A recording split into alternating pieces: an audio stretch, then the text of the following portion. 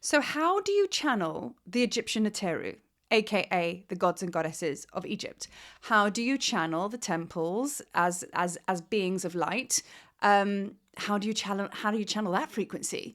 Well, I have some really good tips to share with you. And the chances are, this whole channeling thing, let me tell you, I have done so many opening to channel courses, meaning attended.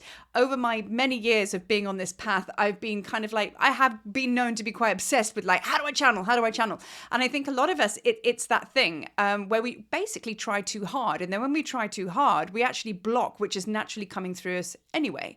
Have you ever spoken about something and you've got really excited about it? Have you ever thought how do I know about this? I don't even know about this. Where is this coming from? And you're talking like you have all of this knowledge and wisdom on it. And you're like, but I don't. That's your mind. But actually you do.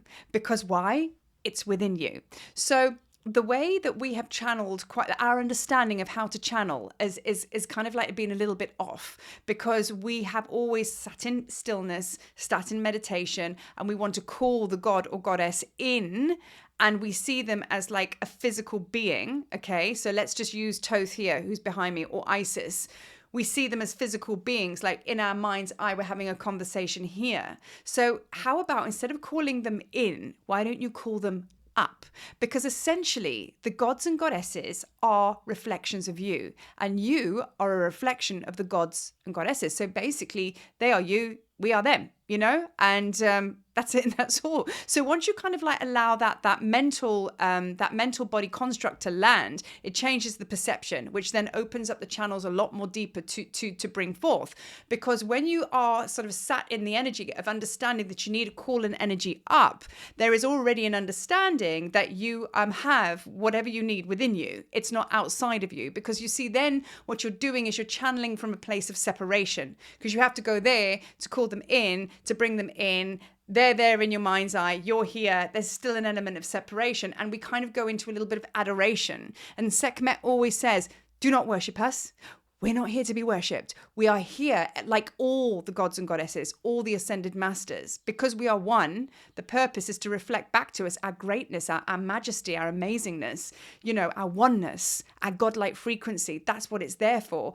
We're not meant to go and put them on a pedestal and worship them, because all we do is compound the separation between us and them, saying, oh, we are not worthy. We are worthy. Oh, we are so worthy. So with the gods and goddesses, you have your golden council of light. That's what I call them. You might have, others call them the council of love, or just your council, but your team. And they are no different to so say you've started a business, okay? And now you've got a good thing going. So you're going to call a business meeting, because you're going to call your salesperson, you're going to call the person who's in accounts, you're going to call your social media department, your marketing, maybe call your assistant, manager, accountant, whatever. Here you all are sat at a table, having a big fat conversation about where the next month is going to go in the business. What are we doing? Well, guess what? Your golden council of light is no different to that. It's just that they are energetic. So what's the problem? Do you know what I mean? Because each god and goddess has a ascended mastery. Okay, so when you understand that, so for example, Hathor is the god of love, Isis is the god of healing and midwifery.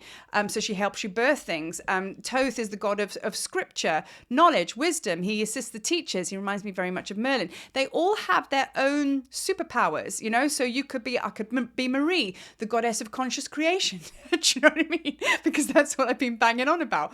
But this is all about our divine gifts and abilities. We have an ascended master title after our names, which basically is a label to say what you got going on. So you are no different to them, and they are no different to you. We are aspects of each other. And even in the Egyptian understanding, you have Amun-Ra, and he's like the ultimate god.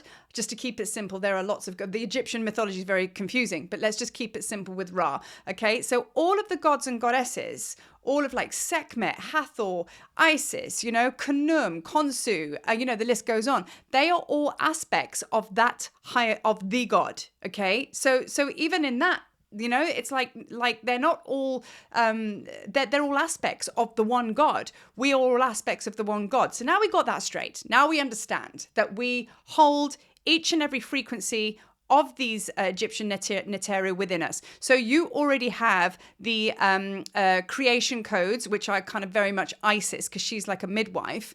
We already have these creation codes within us. So which means we have our Isis frequency within us, and she is the divine mother. So we already have our Thoth frequency within us, because obviously if we're a reflection of each other, I'm Thoth, I'm Isis, I'm all of the above. So now you get the concept of calling the gods and goddesses up, okay? So the best way to connect with a god and goddess is to work with that goddess or god for about a month or 2 weeks. And you go into meditation, and the way that you open your space, and you must be prepared to journal, because this is where the magic comes in.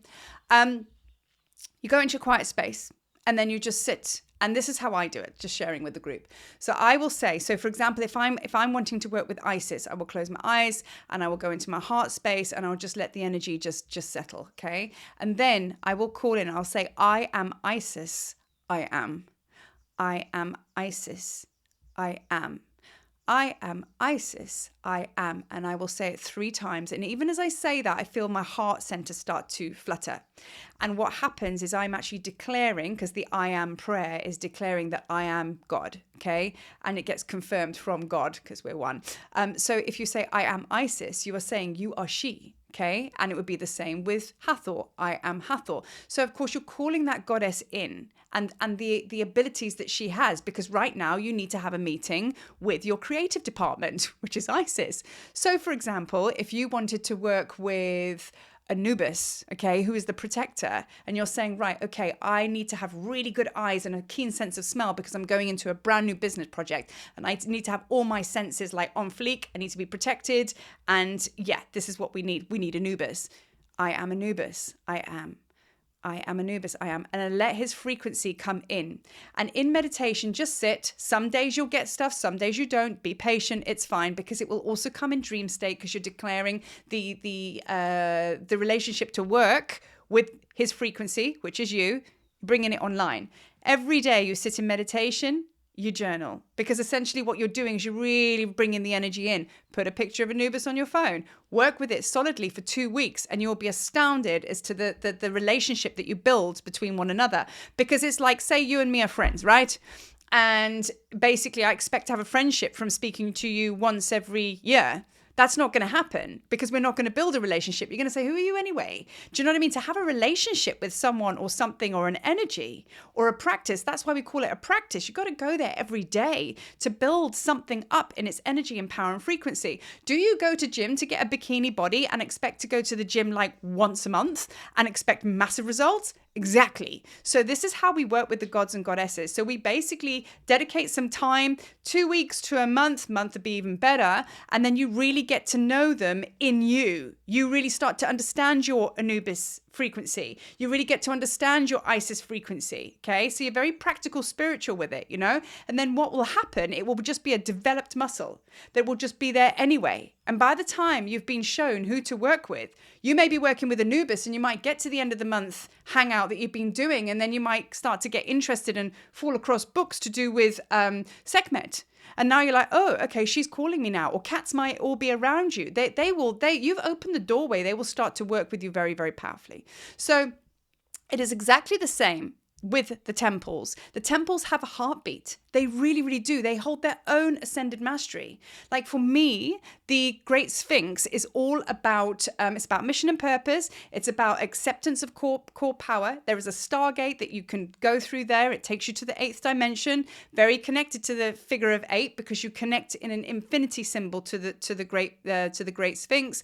And of course, number 8 is all about abundance. So it's a very, very powerful, what I call stone being. And this is like the way you connect with the Sphinx. It will start to talk to you. The same as the Great Pyramid, which sits just behind the Great Sphinx. The Great Pyramid, for me, I always have Joseph Arimathea here, who was Yeshua's uncle, and I have Thoth. And they always show me the Great Pyramid, and we just sit there in silence. And I wondered, what is this all about? I don't understand what they're showing me here, because neither of them spoke to me. But they were showing me that when I build my creations, they must be as big and as powerful as the Great Pyramid, because the Great Pyramid is a receiver and transmitter. It's a portal. It's oneness wisdom. Build creations that stand the test of time. Build creations that will be thousands of years after me. What's my legacy? Make sure the foundation is strong and co-create with spirit, because that's exactly what they did. They worked with all the star beings, the Syrians, especially the Lyrans. The Lyrans are the starseeds, which are very powerful conscious creators. And just FYI, my whole website was channeled by the Lyrans. So all of my copy on my website was them. Why? Because they're really good at constructing websites as well, so it appears. So you see, I work very practically with these beings, you know. Isis is my social media. She says, do this, do that. You know, you'll be so surprised how they can step forward and help you in the ancient wisdom, modern day living, but they are part of you. So this is very, very cool, because on the Tablets of Light tour, the reason I teach all of this is when you come on tour, this is exactly how we work with the temples. This is exactly how we work with the starseeds, the gods and goddesses. We pull your team forward so they can practically help you build what you were ordained and meant to build in this critical lifetime, as I keep saying. And it's not rocket science. It's really simple, and it's extremely empowering and actually a lot of fun. It's very, very, very fun when you work with these beings, and man, they have a sense of humor. So you see, we got to step away from the old school understanding that channeling is all about convulsing, which it is for some, because they hold great power. When those kind of channels come through, there's a lot of energy that comes through, and then it's to hold it is quite intense. I'm a different kind of channel. You're a different kind of channel. So get over the mind concept of what channeling is, because we're all different and we all hold the power in different ways. What's your way of channeling? It may just come through in conscious writing, but either way, it's in you and it's there. So this is my 101 for how to do this. And when we go to Egypt, you will see in full force the gifts and abilities you have when it comes to asking that temple, what do I need? You will receive the medicine because it's in you. It's a vibrational match. You see? Not rocket science. It's starseed science. So on that, I'm going to sign off. And as I say, Tablets of Light tour is underway. As I say, my YouTube is boosting with lots of little things to help you, support you on your journey. And, you know, it's time to pitch up. Get it done in whatever way works. But use the support that's around you, which is most of all the gods and goddesses of Egypt and the temples. So with that, off you go. Sit in stillness. Call your mates in. Peace.